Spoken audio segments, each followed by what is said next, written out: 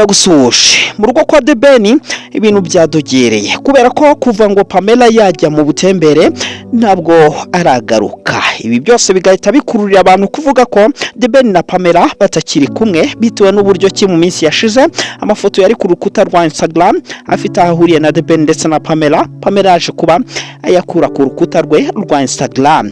Ibi byose rero abantu bakomeje kugenda bavuga amagambo menshi cyane, ariko ngiyewe nkuzaniye ukuri. Ibintu byose byashyizwe ahagaragara. Ibiganiro nk'ibi ngibi ubikurikirana kuri channel YouTube yitwa Kingdom JBTV, kuri YouTube ndetse no kuri TikTok twitwa Kingdom JBTV. Ngiye kugeza ibiganiro nitwa Bomviva, wofa kuba kanze subscribe ndari kugira ngo nkugezaho amakuru nk'aya ngaya agenda acicikana kandi mbafite ukuri kuzuye.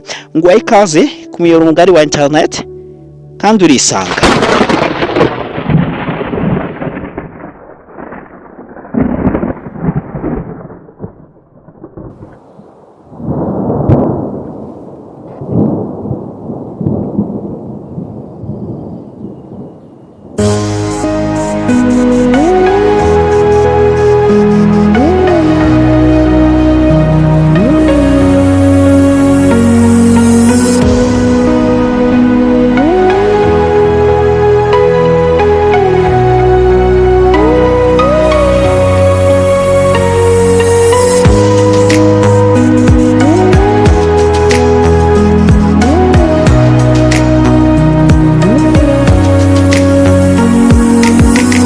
Yes, ubwo amaze rero gukanda subscribe rero naguhaye ikaze. N'umugabo rero yavutse tariki 9 Mutarama, icyo gihe byari mu mwaka w'igihumbi 1988. Icyo gihe rero akaba yaravukiye i Kampala mu gihugu cy'Ubugande. Mu muryango we n'Abanyarwanda. Hakaba rero hari amasoko atandukanye muri uwo mwaka w'igihumbi 1987. Ubwo bajyaga muri ayo masoko rero nibwo yaje kuba uyu mugabo avukira mu gihugu cy'Ubugande. Uyu nta wundi yahise yitwa Mugisha Benjamin, ariwe uyu munsi dufite nk'umuhanzi Theben cyangwa se Tiger. Uyu mugabo Tiger B cyangwa se Theben akaba yaratangiye kuririmba akiri muto cyane, kuko yatangiriye muri choral y'itorero aho yaririmbanaga n'abahanzi nka Meddy ndetse n'umugabo witwa Lick. Uyu nguyu rero murabizi kandi nawe wabakoreraga indirimbo.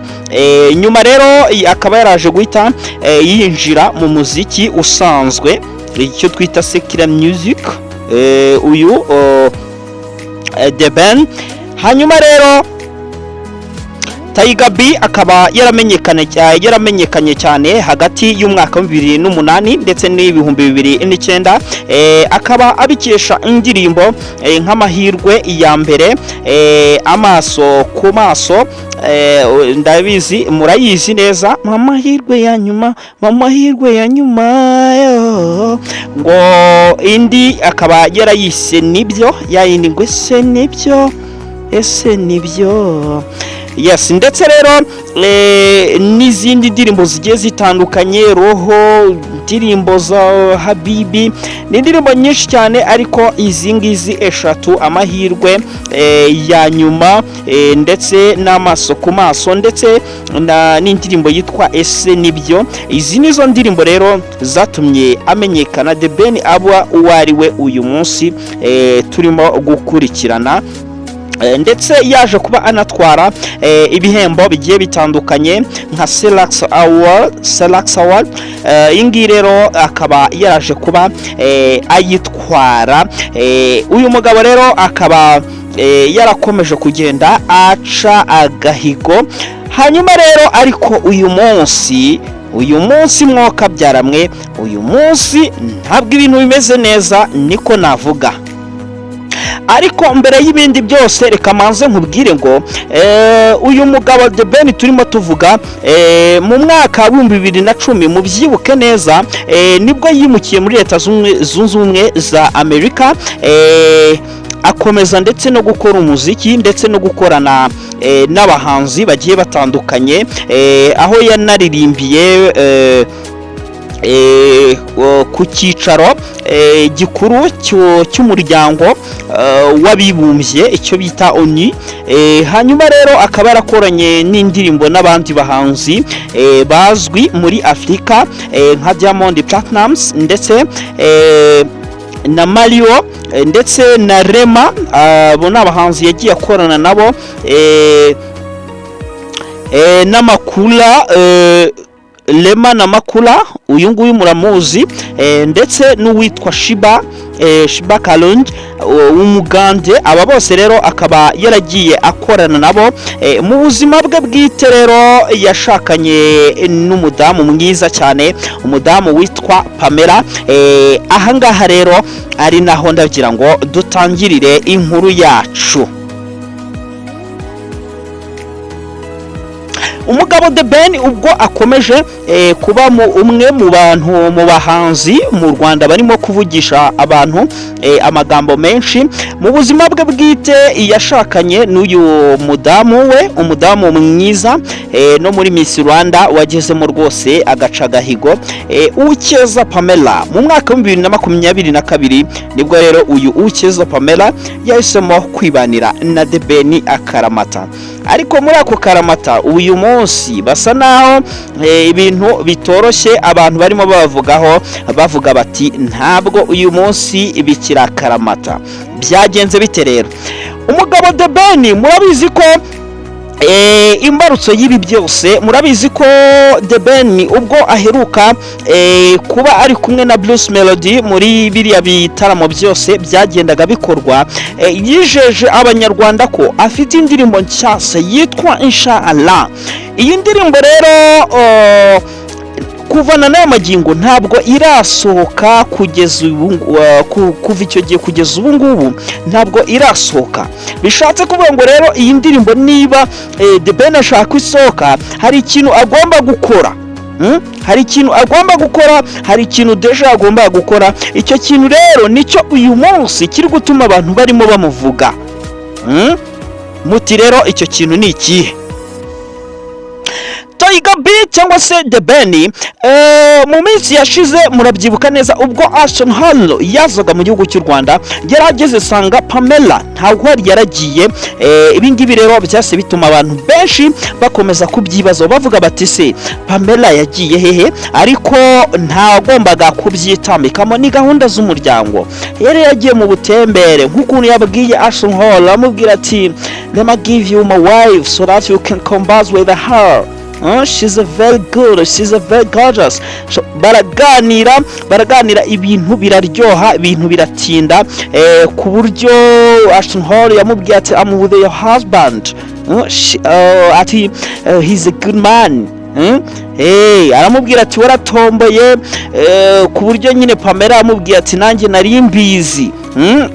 Kabisa aramubwira ati enjoy your day, kabisa nyine wumva ibintu ni byiza cyane. Aho ngaho rero niho abantu bahise baherako bavuga bati Theben na Pamela ubwo tayari, reka turebe ikizaza.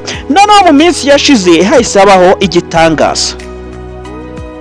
Ati igitangaza ni iki rero? Igitangaza nuko Pamela tuzi yagize gutya ku rukuta rwe rwa Instagram, amafoto ye yose afite ahuriye na Theben arasiba. Ibi rero nibyo byose bituma abantu benshi bakomeza kuvuga bati kabaye. Ibi byose rero abantu bose bahise babyuriraho bavuga bati kabaye, ntabwo bagicana uwaka. Hanyuma rero ibyo bikimara kuba nta kindi cyakurikiyeho usibye kubona ku mbuga nkoranyambaga barimo bagenda bakwihwisa bacisha amagambo avuga ngo Theben na Pamela tayari ariko ibyo byose ntabwo ariko bimeze. ngiye reka noneho nkuhe ukuri nyako, ukuri kuzuye. Nta kintu waburira kuri channel YouTube yitwa Kingdom JBTV. ngiye kugeza amakuru nitwa Bon Viva kandi mba nkugezeho amakuru yizewe. Impamvu rero yatumye Theben akomeza kuvugwa mu matwi y'abanyarwanda gutyo, ku buryo adapfa kuvamo mu mitwe y'abanyarwanda gutyo, Theben yohereje Pamela abizi. Impamvu rero ni iyihe?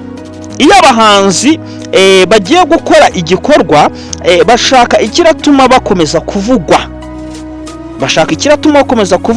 Theben rero impamvu nyamukuru ni uko agiye gusohora indirimbo inshallah, ari kugira ngo ayisore Theben ari mu gihe cyo kuvugwa aka kanya. Noneho iyo ndirimbo inshallah ushobora kuzasanga harimo Pamela. Iyo ndirimbo kugira ngo ubyumve neza ushobora kuzasanga harimo Pamela, ugahita uvuga uti nyamara ibi bintu twakekaga ntabwo ari byo, twaribeshye, kandi ibintu nkubwira ni ukuri.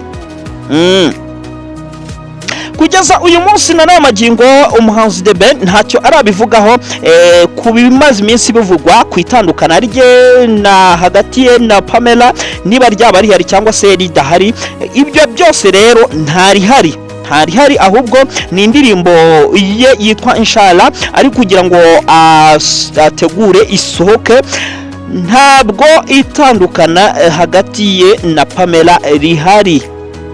Pamela aracyari umugore wa Theben na Theben akaba umugore we, nkuko basezeranye babyiyemeza. Hanyuma kandi baracyarira n'umwana wabo, umwana mwiza cyane. Hanyuma ikindi reka tubifurize ishya n'ihirwe mu buzima bwabo bwa buri munsi, ndetse n'ibyo bazabasha kunyuramo bazabinyuranemo neza. Hanyuma ikindi nkubwiye cyo, amakuru yose uzajya iyabonera ku gihe niba arakanze subscribe. Ndari kubwawe kandi nawe urahari kubwanjye. Nitwa Bon Viva, mwifurize ibihe byiza. See you next time.